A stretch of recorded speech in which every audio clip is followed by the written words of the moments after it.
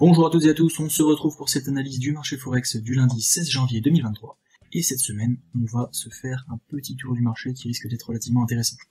Tout simplement, commençons aujourd'hui par les premiers discours que nous avons de la Bank of England, qui commence directement à parler à 16h. On va peut-être observer des mouvements sur cette paire, sur les paires en GBP, et on saura un peu plus sur la politique de la Banque d'Angleterre, vu que en ce moment il y a une inflation à hauteur de 10%. Par ailleurs, regardez donc cette semaine qu'est-ce qui sort, les données de l'inflation. Donc deux choses à surveiller si vous tradez les paires en GBP. Ensuite, qu'est-ce que l'on peut observer cette semaine? Nous avons les données des biens qui changent pour l'État chinois, tout simplement les biens corrigés de l'inflation. Et nous allons ensuite observer encore pour le GBP demain tout ce qui va être lié à l'emploi, donc les données contractuelles avant la donnée officielle qui sortira à la fin du mois. Ensuite, on peut continuer sur les CPY qui vont sortir pour le Canada. Tout simplement, nous allons avoir pas mal d'informations intéressantes sur l'inflation. Ensuite, on va pouvoir observer cette semaine très important la Bank of Japan qui va parler.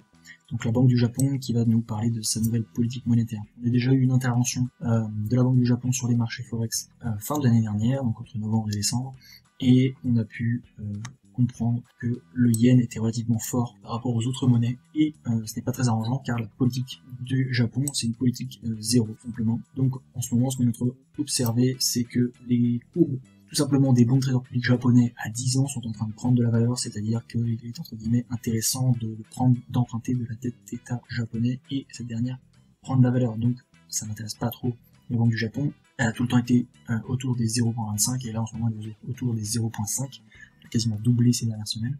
En plus, si on va rapidement sur par exemple CHF-JPY, mais ça serait plus parlant d'aller sur USD-JPY, on a pu observer que le yen avait pris une forte valeur ces derniers temps, fin de l'année dernière, et que tout simplement il y avait eu ici une intervention.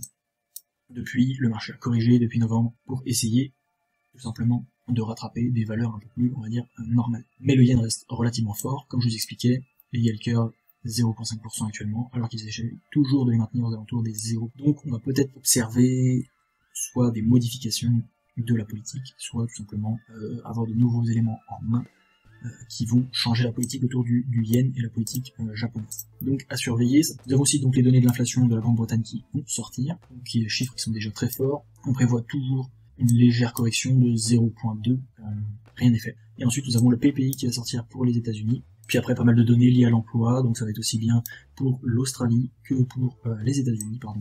Et nous avons aussi un discours de la Banque suisse, tout simplement. Nous avons Lagarde qui va parler, donc la présidente de la Banque Centrale Européenne. Voilà ce qu'il en est pour les nouvelles de cette semaine. Passons directement au graphique. Donc cette semaine, AOD CHF, comme j'expliquais les dernières semaines, on était sur quelque chose de très bullish, quelque chose qui grimpait bien, et on pouvait s'attendre à aller chercher les 0,65, chose qui a été faite vendredi, et depuis on peut déjà voir un doji qui est apparu directement vendredi, et ici lundi qui commence aussi par une ouverture en hésitation en doji. Alors à quoi on peut s'attendre? Tout simplement, on est venu techniquement chercher un nouveau point haut de plus en plus haut.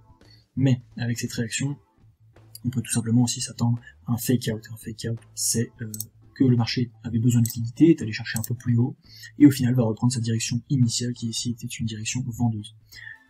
Le CHF est relativement lent dans ses mouvements, donc comme vous pouvez le voir, les bougies sont très serrées, on a quand même souvent des grandes mèches, avant d'observer des mouvements clairs, nets et précis. L'idée de rentrer en daily pourrait être intéressante, de partir sur un swing ou quoi que ce soit, mais les grandes mèches peuvent venir facilement vous chasser. Donc voilà, là on a quelque chose un peu de référence, regardez donc, comme je vous dis, des grandes mèches qui peuvent venir vous chasser, 0.65.3, voilà. Vous pouvez se dire, tiens, je commence à vendre parce que le doji, etc., peut-être donner l'information, et en fait, besoin de liquidité, hop, on vient chercher ces liquidités par exemple ici, voilà, ces derniers échanges qu'il y avait pu y avoir, peut-être qu'il reste des liquidités, et le marché part ensuite à la baisse, vous vous êtes fait avoir, voilà, c'est un fake out. Si on va sur du 4 heures, pardon, ce qu'on va pouvoir observer, c'est ici un léger ralentissement, donc on peut voir la réaction qu'il y a eu autour des 0.65, et maintenant, ce qu'il va falloir, c'est de savoir si le marché va donc monter, corriger et continuer sa hausse, ou tout simplement, si nous allons observer une cassure, un retest et une vente de ce dernier. Pourquoi les deux scénarios sont envisageables? Ici, nous avons quelque chose qui pourrait ressembler à un channel, tout ce que vous voulez, ou tout simplement, ici, ça pourrait ressembler à un triple top, ou un épaule tête épaule si on va sur du 1 heure, voilà, avec ici, pareil, une cassure, mais qui vient de faire un fake out. Donc pour ça, les deux informations sont intéressantes, mais bon, comme on dit, la tendance est en amie, donc on peut peut-être pour l'instant envisager des achats, même si on est toujours sur un point stratégique comme on sait précédemment. Donc voilà, daily, néanmoins, comme je disais, une correction sera intéressante avant d'envisager un achat. Passons rapidement à AOD JPY, tout simplement, comme je vous ai dit, toutes les paires en JPY vont être relativement intéressantes, mais certaines le sont plus que d'autres. AODJPY, la semaine dernière, j'étais plutôt parti acheteur, mais bon, effectivement, on a bien corrigé, parce que le mardi on a eu le doji, le mercredi, pas beaucoup de volume, et enfin jeudi, c'était la casse, on est bien tombé. Voilà. À quoi peut-on s'attendre cette semaine? Comme on l'a dit, la politique monétaire de la Banque du Japon va peut-être changer, ou du moins s'adapter pour corriger la forte valeur du yen. Et on va donc tenter, à mon avis, de continuer à baisser, donc peut-être venir chercher un point bas de plus en plus bas. Donc ici, correction, une vente, tout simplement, pour rester dans ce type de scénario. La seule chose qui m'inquiète, c'est que pour l'instant, voilà, on est dans une espèce de canal comme celui-ci. Donc il faut voir jusqu'à quel niveau on va revenir ici, savoir si on va retourner au 100% de la dernière chute, pour ensuite pouvoir entrer à la vente. Donc, il faut s'attendre plutôt à ce genre de scénario sur AODJPY. En 4 heures, voilà, vous l'observez très bien. Ici, on pourrait s'attendre soit à un point haut, tout simplement, pas de nouveau plus haut, soit quelque chose comme ça, soit tout simplement quelque chose comme ça. Hop, hop, hop, et voilà. Alors, est-ce que ça va se faire directement, toujours pareil cette semaine, ou que ça prendra plus de temps? Il suffit d'observer et on le saura. Passons maintenant à CHFJPY. CHFJPY, personnellement, c'était le trade que j'ai tenté la semaine dernière. Il était, j'ai envie de vous dire facile, mais en même temps un peu technique, car on aurait pu se faire piéger un petit peu avant à plusieurs mains de façon. Et donc ici, comme on était dans un scénario baissier, on attendait un nouveau point haut de plus en plus bas, et des nouveaux points bas de plus en plus bas. C'est exactement ce qui est arrivé. Hop, je retrouve tout, j'espère que c'est clair. Et si on descend directement sur les 4 heures, on a eu cette cassure impressionnante, on peut le dire. Cette cassure, et voilà, il fallait pas manquer le trade, moi je suis rentré. Mais ce qui m'avait déjà mis la puce à l'oreille, c'est tout simplement ici cette première mèche, cette deuxième mèche qui sont tournées dans la zone, 144 sans venir chercher plus haut. Hop, ici. Et donc, s'il n'y a plus d'échange dans cette zone-là, c'est qu'on va tenter d'aller échanger un peu plus bas. Et c'est exactement ce qui s'est produit. Alors, personnellement, je n'ai pas pris un trade en 1 pour 7,71, j'ai pris un 1 pour 6,1, voilà, ajuster, mais bref, c'était un très beau trade. Personnellement, je l'ai pris en 2 temps, avec une sortie de profit effectivement sur cette zone-là, les 141, quelque chose comme ça. Après, j'ai laissé tout simplement filer, une très beau trade. Mais maintenant, le plus intéressant pour nous cette semaine, c'est de savoir si, à partir de ce mouvement-là, nous allons observer une correction dans n'importe quelle zone, nous importerait, hop, et une chute comme celle-ci. Voilà, descendons sur du 4 heures, tout simplement ce mouvement-là, ou bien nous allons observer peut-être une cassure immédiate, qui serait encore plus impressionnante, mais qui ne serait pas impossible. On pourra envisager les deux types de scénarios pour cette semaine sur CHFJPY. Et on va voir que ça se retrouve pas mal sur les paires en yen. Regardons donc EURJPY. Nous nous retrouvons dans un scénario en daily où nous avons eu une double réjection déjà, et comme vous pouvez voir, on a pas mal à cerner au prix volé. Donc pour l'instant, pas de nouveau point bas. Voilà, pas de nouveau point bas. Est-ce qu'on fait un nouveau point haut de plus en plus haut? Bonne question, on ne sait pas trop. Et ici, voilà, on était coincé, ici aussi, donc pour moi le marché stagne. Je m'attends juste à une chose, ou deux plutôt. Est-ce que le prix va nous faire quelque chose comme ça? Et là, le yen reprend une force incroyable, mais c'est pas trop ce à quoi on s'attend. Ou tout simplement une légère correction, et enfin, une continuité, voilà, des informations qu'on peut attendre. Donc voilà ce qu'il en est pour EURJPY. EURUSD. EURUSD, très intéressant, la semaine dernière on disait EURUSD, comme on a dit la semaine dernière, on s'attendait à ce qu'il allait chercher un nouveau point haut de plus en plus haut, et c'est exactement ce qu'il a fait. Donc maintenant, cette semaine, bah, à quoi s'attendre? Un retour sur cette zone serait relativement intéressant.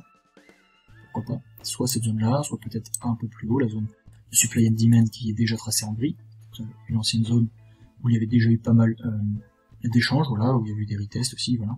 Donc une belle zone de support et résistance. Néanmoins, toujours les mêmes questions.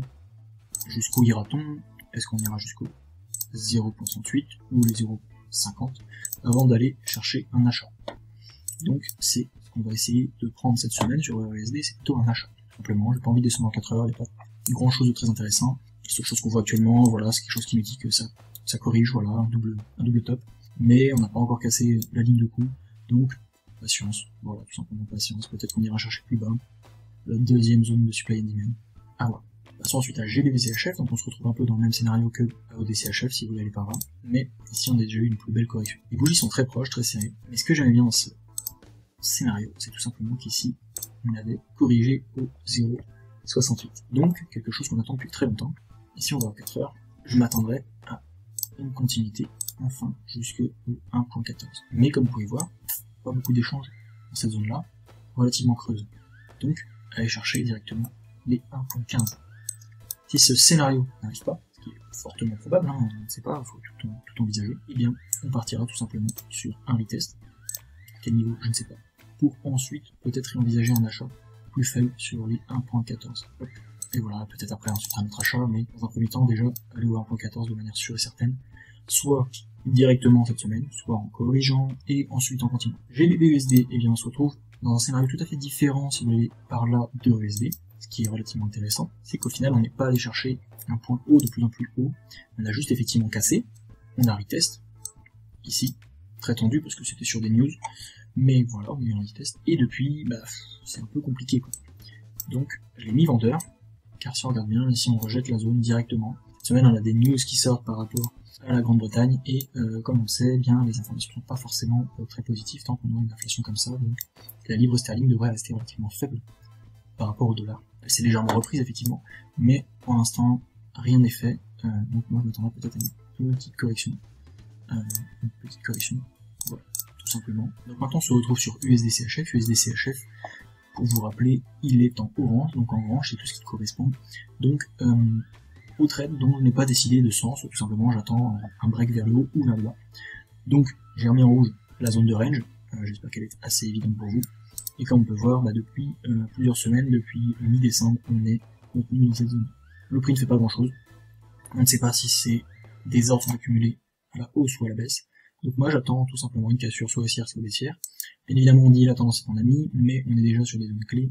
Donc pourquoi pas aller chercher les 0,91 avant peut-être enfin d'envisager un mouvement et de repartir légèrement à la hausse. Allons sur USD-JPY, donc comme je vous ai expliqué tout à l'heure, et bien là, cette semaine, à mon avis, on va voir des choses intéressantes. La semaine dernière, on a terminé bien dans le rouge, comme vous pouvez le constater. Mais ce qui va m'intéresser cette semaine, c'est de voir la correction. Hop. Donc tout simplement, jusqu'où nous allons aller corriger. Et la zone des 61,8%, les 131, me paraît une zone intéressante. Mais on peut très bien retourner quasiment à 100% de retracement s'il y a des informations qui vont sortir, qui étonneront entre guillemets les investisseurs ou tout simplement ceux qui sont investis principalement en paire de monnaie. Donc voilà, donc principalement les banques, bien évidemment. Donc c'est un peu ce qu'il va falloir observer cette semaine sur USD-JPY. Je peux descendre en 4 heures, mais pour l'instant il n'y a rien de très intéressant si vous voulez aller par là. Tout simplement que la zone a été rejetée de manière très propre. Voilà, la zone des 128. Et que tout simplement, pour l'instant, on est en train de corriger très tranquillement, allant sur du 1 heure. Voilà. On corrige sur une figure, pas encore tout à fait de retournement, mais ça ne serait tardé, puisque là on a presque une cassure, ici un retest, donc à mon avis on va racheter tranquillement. Et ici, eh bien, on aura un peu plus d'action, à mon avis, sur la ligne des 131. Toujours pareil, attention, peut-être qu'on peut très bien corriger plus bas, et puis repartir directement. Donc voilà, c'était l'analyse tout simplement de la semaine du lundi 16 janvier. J'espère que vous aurez trouvé des informations utiles, n'hésitez pas à me poser des questions dans les commentaires sur mon analyse, sur comment je procède, si elle vous paraît presque des fois trop légère pour trader. Bien évidemment, il y a d'autres informations à mettre en corrélation pour trouver toutes les pièces du puzzle pour entrer en position. Et si derrière ça vous intéresse, je pourrais peut-être vous filmer des entrées en position et les trades intéressants de la semaine. Je pense que je le ferai sous format de réel, donc voilà. Et donc c'était cette analyse hebdomadaire du lundi 16. Donc comme tous les lundis, je vous souhaite une bonne semaine de trading, faites attention sur les marchés, restez prudents, calculez bien vos risques, ne faites pas de l'overtrading. Bref, avec tous ces petits conseils, je vous souhaite une bonne semaine. Ciao ciao.